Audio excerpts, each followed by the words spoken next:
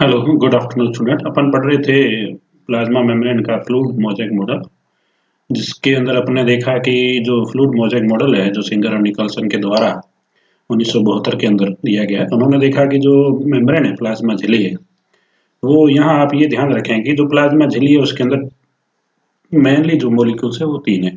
Carbohydrate है, protein है और वसा है। ठीक है ना। वसा में अपने जो पिछला फ्लूइड मोज़ेक का जो पार्ट ये है, जिसके अंदर देखा कि वसा कौन-कौन सी है। फॉस्फोलिपिड्स है, स्पैंगोलिपिड्स है और स्टेरोल है। स्टेरोल में क्या है? कोलेस्ट्रॉल। ठीक है ना। कार्बोहाइड्रेट में जो शर्करा है, जिसको अपन नॉर्मली कॉमन भाषा में शुगर बोलते हैं, तो कार्बोहाइड्रेट या तो संतृप्त रूप से कार्बोहाइड्रेट होगा, या कार्बोहाइड्रेट प्रोटीन के साथ जुड़ा होगा या वसा के साथ जुड़ा होगा। 3 मेन मॉलिक्यूल्स है, वसा, कार्बोहाइड्रेट और प्रोटीन। तो वसा की बात हो गई, फॉस्फोलिपिड्स, स्पिंगोलिपिड्स और स्टेरोल। स्टेरोल में मतलब कोलेस्ट्रॉल। और कार्बोहाइड्रेट की बात करें, या तो कार्बोहाइड्रेट्स की चेन जो श्रृंखला होगी वो संतृप्त कार्बोहाइड्रेट होगा। यहाँ पर कार्बोहाइड्रेट लिपिड्स के साथ जुड़ा हुआ का या तो उसको कहेंगे अपन ग्लाइकोलिपिड्स, या प्रोटीन के साथ जुड़ा हुआ होगा जिसको कहेंगे ग्लाइकोप्रोटीन, जो कि उसमें सेल रिकॉग्नाइजेशन में काम आते हैं, एक सरफेस मार्कर के रूप में, और टिश्यू रिकॉग्नाइजेशन में, जिसको अपन ने पिछले ई लेक्चर के थ्रू पढ़ा। और तीसरा है प्रोटीन। तो लिपिड्स की बात हो गई, कार्बोहाइड्रेट की बात हो गई, और प्रोटीन। प्रोटीन में अपन ने 2 तरह के प्रोटीन देखे। एक तो वो प्रोटीन, ठीक है ना, जो कि मेम्ब्रेन के आर पार है, जिसको ट्रांस मेम्ब्रेन प्रोटीन कह रहे हैं अपन। ठीक है, इंट्रिंसिक प्रोटीन कह रहे हैं या इंट्राग्लर प्रोटीन कह रहे हैं। दूसरा जो प्रोटीन, वो जो झिल्ली की सतह पर है, जिसको अपन एक्सट्रिंसिक प्रोटीन कह रहे हैं। ठीक है ना, पेरिफेरल प्रोटीन कह रहे हैं। ठीक है ना। तो वो 2 प्रकार के प्रोटीन है। तो ट्रांस मेम्ब्रेन प्रोटीन मतलब इंटीग्रल प्रोटीन, ठीक है, या फिर इंट्रिंसिक प्रोटीन। वो किस काम में आता है? एक तो कैरियर के रूप में काम आएगा, जब कोई मॉलिक्यूल्स नॉर्मली ट्रांसपोर्ट नहीं हो रहा है, यानी कि पैसिव के थ्रू नहीं हो रहा है, तो उसको कैरी करके ले जाया जा रहा है। ठीक है ना, बाय एनर्जी ऊर्जा देके उसको ले जाया रहा है, तो उस प्रकार का जो परिवहन होता है, उसको एक्टिव ट्रांसपोर्ट कहा जाता है। दूसरा, ऐसे कैट बन जाते हैं, चैनल्स बन जाते हैं। ठीक है ना। तो वो भी किसके बने हुए होते हैं? जो प्रोटीन, जो वसा के अंदर पूरा धसा हुआ है, जिसको अपन ट्रांस मेम्ब्रेन प्रोटीन या इंट्राग्लर प्रोटीन या इंट्रिंसिक प्रोटीन कह रहे हैं। तो वो एक तो कैरियर के रूप में काम करेगा, दूसरा चैनल के रूप में। चैनल में जो पैसिव ट्रांसपोर्ट होता है, सोडियम और पोटेशियम पंप बन जाते हैं। इस प्रकार का इसको डायग्रामेटिकली ऐसा दर्शाया जाता है, जो प्रोटीन है इस तरह का।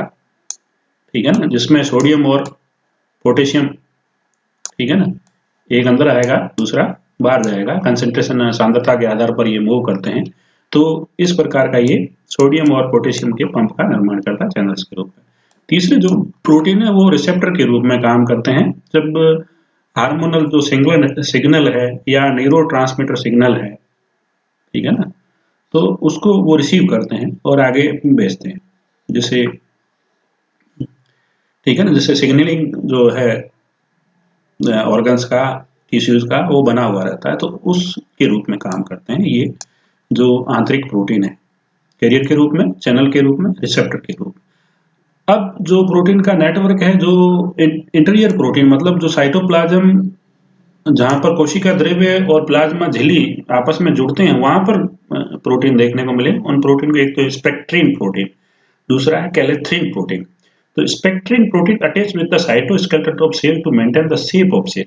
जैसे आप उदाहरण की तरह आरबीसी, यदि लाल रक्त कणिकाओं की बात करें, तो झिल्ली और कोशिका द्रव्य, उस जो कोशिका द्रव्य के अंदर साइटोस्केलेटन होते हैं, ठीक है ना, तो एक्टिन, मायोसिन, इंटरमीडिएट फाइब्रिल होते हैं, माइक्रोट्यूब्यूल्स होते हैं, तो उनको और झिल्ली को आपस में जोड़ता है, जिससे कोशिका का जो आकार है वो बना हुआ रहता है। तो ये स्पेक्ट्रिन्स उसमें काम आते हैं। कैलेथ्रिन्स, ये transport of material inside through by coating during the process like endocytosis. जब एंडोसाइटोसिस एक ऐसी प्रक्रिया होती है जिसके तहत कोशिका भोजन ग्रहण करती है, और ठीक है, अंदर की तरफ, ठीक है ना। एक एक्सोसाइटोसिस होता है, मतलब उत्सर्जन बाहर की तरफ भेजना, और अंदर की तरफ कोशिका का भोजन को ग्रहण करना, या कोई भी अदर मॉलिक्यूल से उसको ग्रहण करता है, वो एंडोसाइटोसिस अंदर की तरफ एक्सोसाइटोसिस बाहर की तरफ, ठीक है, जिसमें फेगोसाइटोसिस भी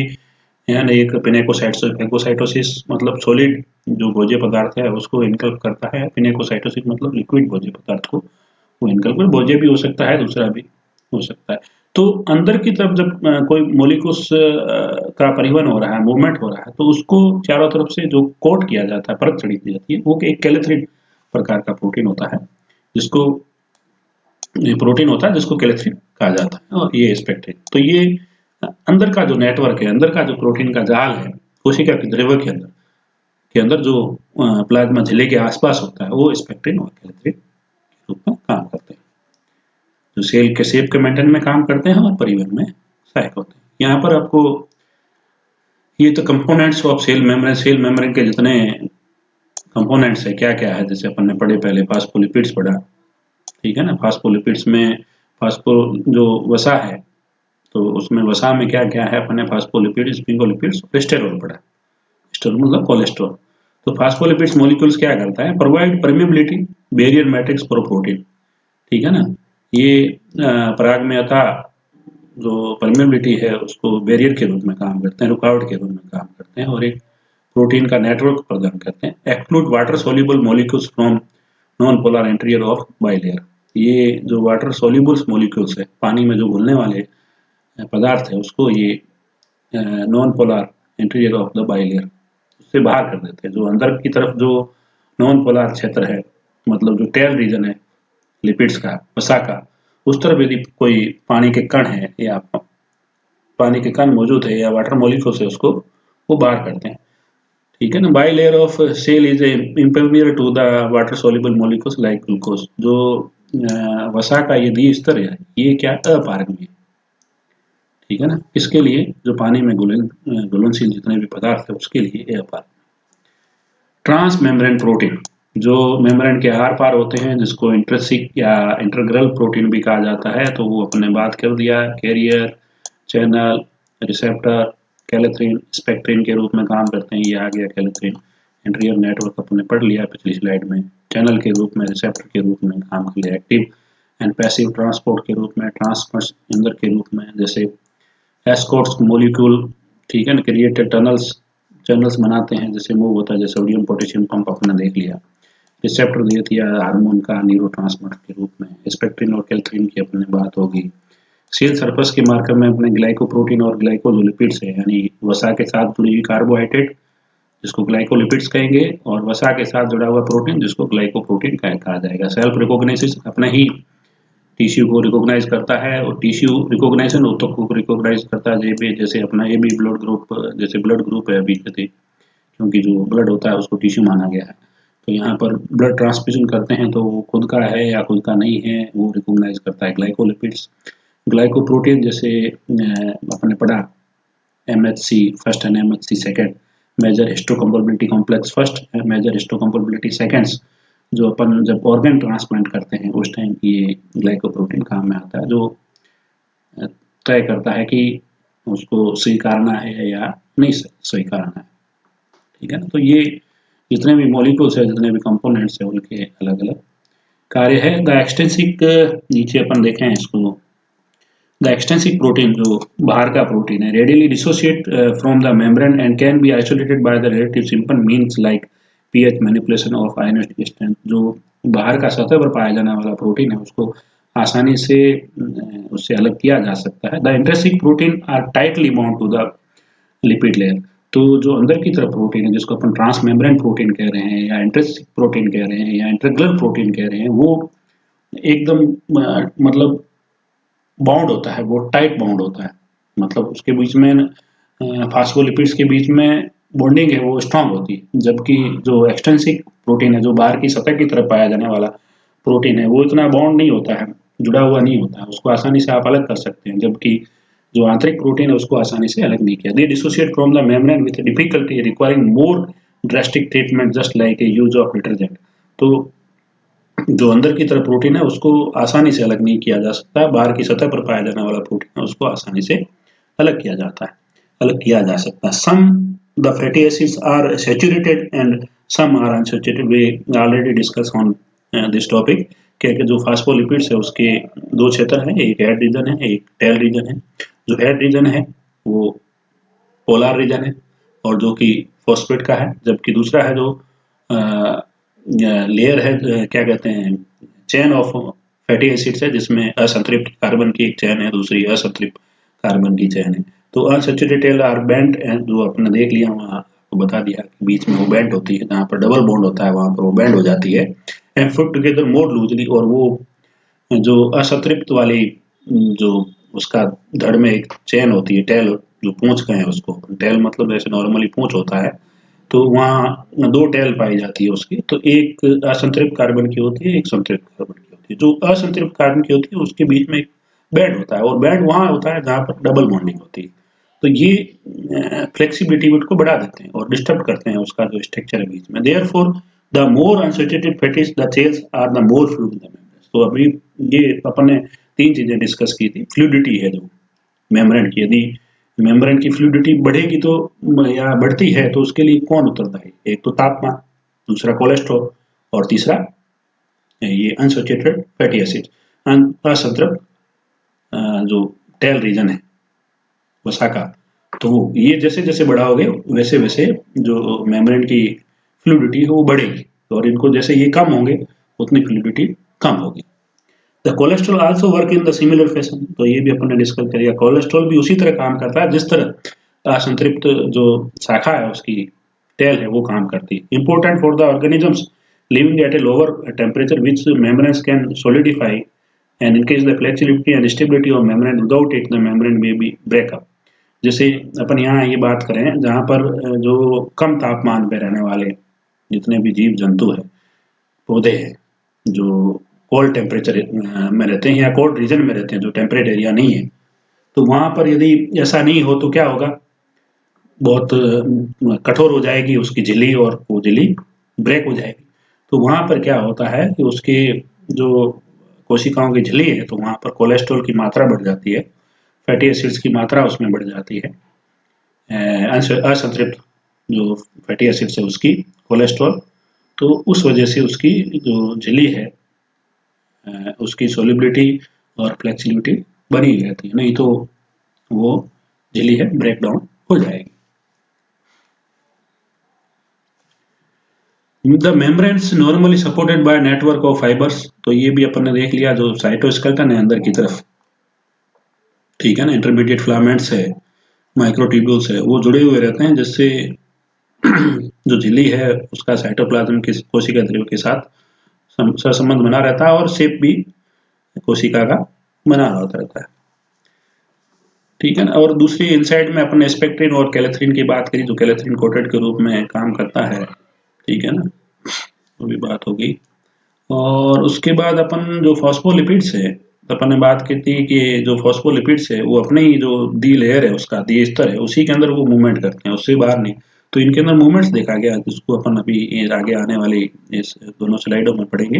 because the rapid membrane movement of a lipid and protein molecule the Singer and Nicolson membrane is considered to be a highly fluid. तो मेम्ब्रेन को उन्होंने कंसिडर कर दिया ये एक हाईली फ्लूइड के रूप में है। The integral protein are capable of showing lateral diffusion. जो अंतर की तरफ प्रोटीन पाया जाता है, मतलब जो धसा हुआ प्रोटीन है, जिसको इंटरग्लर अपन इंट्रिंसिक या ट्रांसमेम्ब्रेन प्रोटीन कह रहे हैं, तो वो मूवमेंट करता है, लेटरल मूवमेंट करता है। ये कैसे देखा उन्होंने? ये उन्होंने अध्ययन किया जब एनएमआर यानी कि न्यूक्लियर मैग्नेटिक रेजोनेंस के थ्रू और ईएसआर यानी कि इलेक्ट्रॉन स्पिन रेजोनेंस के थ्रू, ये एक तकनीकी है जिसके द्वारा इन्होंने अध्ययन किया इसका दी स्तर का झिल्ली का। तो उन्होंने देखा there are many dynamic motional properties देखी गई। तो वो उसको अपन देखते हैं techniques indicate the lipid bilayer, जो लिपिड का दो स्तर है उनके अंदर। तो यहाँ पर जो ये अपन ने देखा कि भाई ये फास्फोलिपिड्स है उसका एक टेल रीजन है, ये हेड रीजन है जो कि पोलर है, हाइड्रोफिलिक है, जबकि ये टेल रीजन है जिसमें उसकी दो टेल है, और यहाँ पर ये बेंट है थोड़ा, तो यहाँ पर क्या है, डबल बॉन्ड है। तो ये एक टेल, ये दूसरी टेल, ठीक है, और ये इसका क्या है, हेड है, ठीक है ना, जो कि पोलर है, हाइड्रोफिलिक है। ये टेल है जो कि नॉन पोलर है, हाइड्रोफोबिक है, और एक टेल है वो सैचुरेटेड है और दूसरी टेल है जो अनसैचुरेटेड है। और जहां पर बैंड आ रहा है तो वो बैंड किसकी वजह से आ रहा है, डबल बॉन्ड की वजह से बैंड, और वो जो टेल है वो असंतृप्त हाइड्रोकार्बन्स की बनी हुई है। तो इनके अंदर इन्होंने मूवमेंट्स देखा, ये दी स्तर के अंदर मूवमेंट करती है। जैसे यहाँ पर देखें तो जो ये जो है ये मूवमेंट्स करते हैं, ये ऊपर नीचे ऐसे होते रहते हैं, ये ऐसे। तो इस मूवमेंट्स को फ्लेक्सिंग मूवमेंट का, जो उसकी टेल है वो स्प्रिंग की तरह ऊपर और नीचे, हेड एक जगह रहता है लेकिन जो उसकी टेल है वो कॉन्ट्रैक्ट होती है और रिलैक्सेशन होता है उसके अंदर, टेल के अंदर मूवमेंट देखा, उसको फ्लेक्सिंग मूवमेंट का। दूसरा जो मूवमेंट्स का टाइप है वो लेटरल डिफ्यूजन है, जिसमें क्या है वो पेंडुलम की तरह जो टेल है वो मूवमेंट करती है, लेटरल मूवमेंट। ये आप यहाँ देख रहे हैं, ये इधर जाएगी और ये इधर जाएगी। Lateral movements with in the same layer, एक ही स्तर के अंदर उनका यूं मूवमेंट होता है। एक तो है कि ऊपर नीचे हो रही है, जो टेल है वो ऊपर नीचे हो रही है, स्प्रिंग की तरह ऊपर नीचे हो रही है। और लेटरल डिफ्यूजन उसको कहा गया जो पेंडुलम की तरह उसकी टेल का मूवमेंट हो रहा है, उसको लेटरल डिफ्यूजन कहते हैं। ठीक है, तो flexing movement, lateral diffusion movement. चौथा है फ्लिप फ्लॉप मूवमेंट, जिसमें वो पूरा मतलब एक जो बाहर की तरफ जो फॉस्फोलिपिड्स है वो अंदर आ रहा है, अंदर वाला जो फॉस्फोलिपिड्स है वो बाहर की तरफ जा रहा है। मतलब यहाँ पर यदि फॉस्फोलिपिड इस तरह है, फॉस्फोलिपिड्स का लेयर है वो इधर आ रही है फॉस्फोलिपिड्स, और यहाँ वाला फॉस्फोलिपिड्स यहाँ जा रहा है, जिसको कहा है फ्लिप फ्लॉप। मतलब transfer of lipid molecules from one side of the bilayer to the other side, मतलब एक साइड का जो फॉस्फोलिपिड्स है दूसरी साइड में जा रहा है, दूसरी साइड का जो फॉस्फोलिपिड्स है वो उसकी साइड में आ रहा है, तो इसको फ्लिप फ्लॉप मूवमेंट, फ्लेक्सिंग, ठीक है ना, फ्लेक्सिंग मूवमेंट, ठीक है, lateral diffusion movement, flip flop movement. और चौथा है रोटेशन। तो उसमें जो हेड है ये मतलब एक ही जगह पर है लेकिन ये यूं यूं रोटेट कर रहा है पूरा, ठीक है ना, क्लॉकवाइज रोटेशन कर रहा है। Movement of lipid molecules about their own axis, अपनी ही एक्सिस पर वो मूवमेंट कर रहा है, ठीक है ना, है एक ही जगह पर लेकिन वो मूव कर रहा है। मतलब उसकी टेल अंदर की तरफ है, बाहर की तरफ आ रही है, वापस अंदर की तरफ जा रही है। तो इस प्रकार का जो फॉस्फोलिपिड्स है उसके अंदर देखिए मूवमेंट्स देखने को मिला जब सिंगर और निकोलसन ने अंदर किया, ठीक है ना, न्यूक्लियर रेजोनेंस, मैग्नेटिक रेजोनेंस के थ्रू और इलेक्ट्रॉन स्पिन रेजोनेंस के थ्रू, तब ये मूवमेंट देखा। अब जो अपने फ्लेक्सिबिलिटी की बात की थी कि भाई मूवमेंट जो झिल्ली है उसकी परागम्यता, उसकी फ्लूइडिटी बनी हुई रहती है। तो what are the factors which influence the membrane fluidity, ऐसे कौन से कारक है जो मेम्ब्रेन की फ्लूइडिटी को बढ़ाते हैं या घटाते हैं? तो there are the several factor which affect membrane fluidity, जिसमें मुख्य रूप से टेम्परेचर है और असंतृप्त जो हाइड्रोकार्बन्स की जो टेल है वो, और तीसरा है कोलेस्ट्रॉल, ठीक है। ये तीन कारक है। As a temperature decrease the fluidity of membrane also decrease, जैसे जैसे तापमान कम करोगे वैसे वैसे उसकी फ्लूइडिटी कम होगी। द मेम्ब्रेन में solidify at a certain temperature, मतलब एक ऐसे तापमान के बिंदु पर जहां पर जो झिल्ली है वो एकदम कठोर और ठोस हो जाती है। Which is called the critical temperature, उस तापमान के बिंदु को क्रिटिकल तापमान कहा जाता है। At this temperature the tail of phospholipids are more closely packed together and their movement is inhibited. और इस समय पर जब बहुत तापमान बहुत कम हो जाता है तब जो फॉस्फोलिपिड्स की जो टेल रीजन है वो एकदम पैक्ड हो जाता है और जो फॉस्फोलिपिड्स की मूवमेंट है वो बिल्कुल बंद खत्म हो जाता है और ये मेम्ब्रेन झिल्ली एकदम कठोर, रिजिड और सॉलिड हो जाती है कम तापमान पर। The increase in the quantity of unsaturated tail, यदि अपन जो मात्रा है असंतृप्त हाइड्रोकार्बन्स की मात्रा है फॉस्फोलिपिड्स के अंदर यदि बढ़ा दें तो क्या होगा, मेम्ब्रेन की फ्लूइडिटी बढ़ेगी, ठीक है ना। तो यहाँ पर आप ये जो देख रहे हैं डायग्राम में, यहाँ अनसैचुरेटेड हाइड्रोकार्बन टेल्स होती है, ये अनसैचुरेटेड हाइड्रोकार्बन ज्यादा है तो इस वजह से क्या है ये इंटरप्टेड है, जिसकी वजह से क्या है इसकी फ्लूइडिटी बढ़ जाती है। यहाँ पर सैचुरेटेड टेल है तो ये क्लोजली पैक्ड है तो ये ज्यादा, इसके अंदर फ्लूइडिटी कम होगी, इसके अंदर फ्लूइडिटी ज्यादा होगी, क्योंकि इसकी असंतृप्त हाइड्रोकार्बन्स की मात्रा का घटना और बढ़ने से ज्यादा हो जाएगी, घटने से वापस कम हो जाएगी। The presence of cholesterol molecules in the membrane also increase the fluidity of membrane by reducing the packing। तो जो पैकिंग है उसको रिड्यूस कर देते, जैसे कोलेस्ट्रॉल कहीं बीच में घुस गया, जैसे ये कोलेस्ट्रॉल यहाँ आ गया तो यहाँ पर गैप क्रिएट हो गया, जिस वजह से इसकी क्या हुई फ्लूइडिटी बढ़ गई। जैसे यहाँ कोलेस्ट्रॉल आ गया, यहाँ भी कोलेस्ट्रॉल आ गया तो यहाँ पर गैप आ गया तो ये फ्लूइडिटी इंक्रीज कर देता है। The cholesterol reduces the membrane fluidity. Cholesterol reduces membrane fluidity at a moderate temperature, but prevent membrane solidification at cold temperature. तो कोलेस्ट्रॉल क्योंकि cholesterol act as a fats की तरह है। तो ये कोलेस्ट्रॉल क्या करता है, कोलेस्ट्रॉल को जैसे बढ़ाएंगे, cholesterol molecules membrane increase the fluidity of membrane by reducing the packaging. The presence of cholesterol molecules in the membrane increase the fluidity of the membrane. ठीक है ना। तो cholesterol reduce membrane fluidity at a moderate temperature, एक मतलब moderate temperature, उस temperature तक जो cholesterol है वो मेम्ब्रेन की फ्लूइडिटी को रिड्यूस करता है, बट प्रिवेंट मेम्ब्रेन के सॉलिडिफिकेशन को सॉलिडिफाई नहीं होने देता। सॉलिडिफाई इसलिए नहीं होने देता क्योंकि जो पैकेजिंग है वो एक समान नहीं होती, तो बीच में गैप क्रिएट हो जाता है और फॉस्फोलिपिड्स दूर दूर हो जाते हैं। तो पैकिंग जो है सॉलिडिफिकेशन है वो घट जाता है। खाली फॉस्फोलिपिड्स होंगे तो पैकिंग ज्यादा होगी, और फॉस्फोलिपिड्स के साथ कोलेस्ट्रॉल आ जाएगा तो पैकिंग कम हो जाएगी, लूज पैकिंग हो जाएगी। तो एक मॉडरेट टेम्परेचर तक जो कोलेस्ट्रॉल है वो मेम्ब्रेन की फ्लूइडिटी को रिड्यूस करता है, और उसके पश्चात यदि टेम्परेचर में कहीं बढ़ोतरी होगी तो वो फ्लूइडिटी बढ़ जाएगी। तो इस वजह से कहा गया है कि the presence of cholesterol molecule in the membrane increase fluidity, it depends on the temperature too, मतलब तापमान के ऊपर भी निर्भर करता है, खाली कोलेस्ट्रॉल के होने से उसकी फ्लूइडिटी नहीं बढ़ जाएगी। तो यहाँ इसलिए ये कहा गया था, presence of cholesterol molecules in the membrane increase the fluidity of the membrane by reducing the packaging, मतलब पैकेजिंग रिड्यूस करता है इसलिए इसकी फ्लूइडिटी बढ़ रही है। मतलब सर्टन या फिर एक ऐसे तापमान पर ही इसकी, नहीं अन्यथा ये क्या करेगा, रिड्यूस करेगा, क्योंकि कोलेस्ट्रॉल भी एक लिपिड्स है।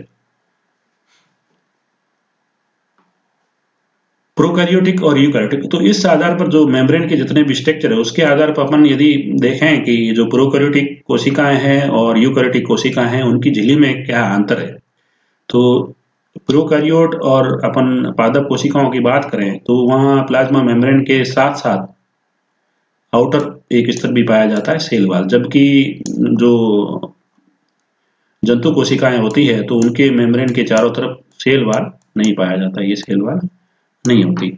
The cell wall has pores and is not very selective about the passage of molecules, तो जो जहां पर भी कोशिका भित्ति पाई जाती है उसके अंदर छिद्र पाए जाते हैं और ये किसी प्रकार का चयन नहीं करती किसी मॉलिक्यूल्स की।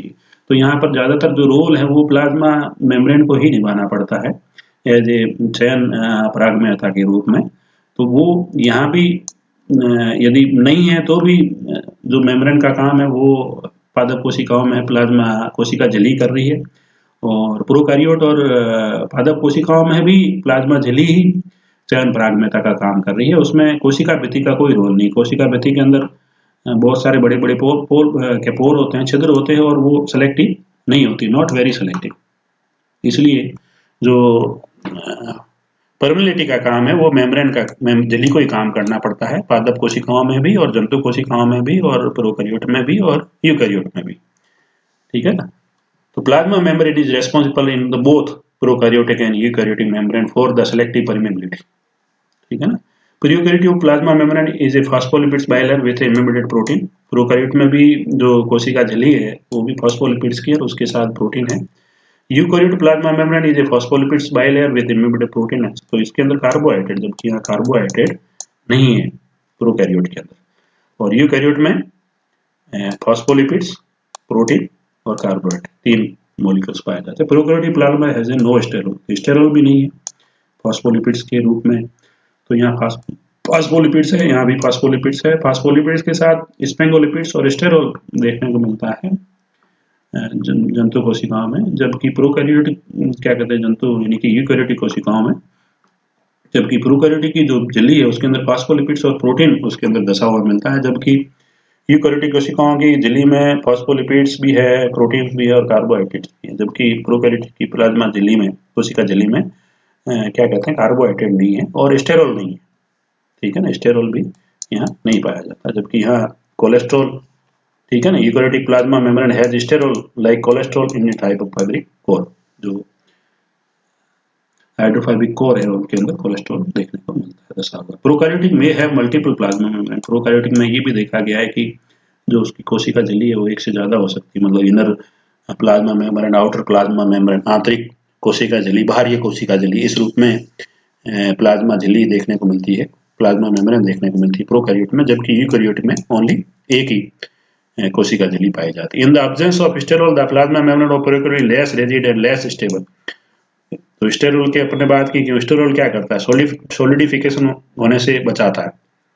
जैसे जो पादप और जंतु कम तापमान क्षेत्रों में पाए जाते हैं, ठंडे प्रदेशों में पाए जाते हैं, तो वहाँ उनकी मेम्ब्रेन में स्टेरोल की मात्रा पाई जाएगी, तो वो उसको क्या है कि रिजिड नहीं होने देती, उसको कठोर नहीं होने देती। जैसे ही मेम्ब्रेन कठोर हो गई, यानी कि आपने मान लिया कि उनके अंदर असंतृप्त हाइड्रोकार्बन्स कम है, टेम्परेचर भी कम हो गया, कोलेस्ट्रॉल भी नहीं है, तो वो झिल्ली क्या हो जाएगी, एकदम कठोर हो जाएगी और झिल्ली वो ब्रेक हो जाएगी, टूट जाएगी। तो वहां पर क्या होता है, उस झिल्ली में स्टेरोल की मात्रा बढ़ जाती है और असंतृप्त हाइड्रोकार्बन है वो भी उसकी झिल्ली में बढ़ जाता है, जिस वजह से उसका क्या है, वो ठोस होने से बच जाती है और उसकी फ्लूइडिटी मेंटेन रहती है। जबकि अपन प्रोकैरियोट की बात करें तो प्रोकैरियोट की जो प्लाज्मा झिल्ली है उसके अंदर स्टेरोल होता ही नहीं है, तो वो क्या होगी, लेस रिजिड होगी और लेस स्टेबल होगी। जबकि जो यूकैरियोटिक है उनके अंदर स्टेबल पाया जाता है। तो स्टेबिलिटी जो झिल्ली की बात करें, स्टेबिलिटी की बात करें तो स्टेबल जो मेम्ब्रेन है वो यूकैरियोटिक की जो कोशिका झिल्ली वो ज़्यादा स्टेबल है बजाय प्रोकैरियोटिक की कोशिका झिल्ली से। तो ये अपने फ्लूइड मोज़ेक मॉडल की बात की। आशा करता हूँ कि तुमको ये सारे, आप लोगों को ये सब जितने भी मॉडल है प्लाज्मा मेम्ब्रेन के, ये अब शायद अच्छी तरह से समझ में आ जाएंगे। Thank you.